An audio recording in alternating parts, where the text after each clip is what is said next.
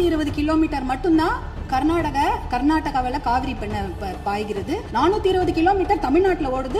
நம்மளுடைய மாநில எல்லையில 60 கிலோமீட்டர் ஓடுகிறது.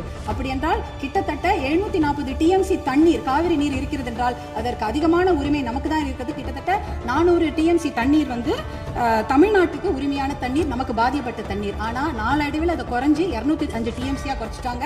192 டிஎம்சி அதை குறைச்சிட்டு இன்றைக்கு 177 டிஎம்சி தண்ணீர் தான் தமிழ்நாட்டுக்கு என்ஷூர் பண்ணியிருக்கிறாங்க. அதாவது அந்த காவிரி நடுவர் மன்ற தீர்ப்பில் பார்த்தீங்கன்னா Karnataka has to ensure to give Tamil Nadu 177.25 TMC தண்ணீர்னு அங்கே வாக்கியங்கள் வருது. இது 178 டிஎம்சி நமக்கு இறுதி தீர்ப்பின் படி வர வேண்டிய தண்ணி.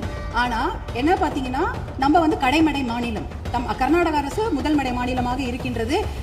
சுப்ரீம் கோர்ட் உச்சநீதிமன்ற தீர்ப்பின்படி கடைமடை மாநிலத்தின் அனுமதி இல்லாமல் எந்த ஒரு கட்டுமான பணியும் எந்த ஆற்றுப்படுகையிலும் கட்டக்கூடாது, குறிப்பாக காவிரி நதி நீர் மேல கட்டக்கூடாது.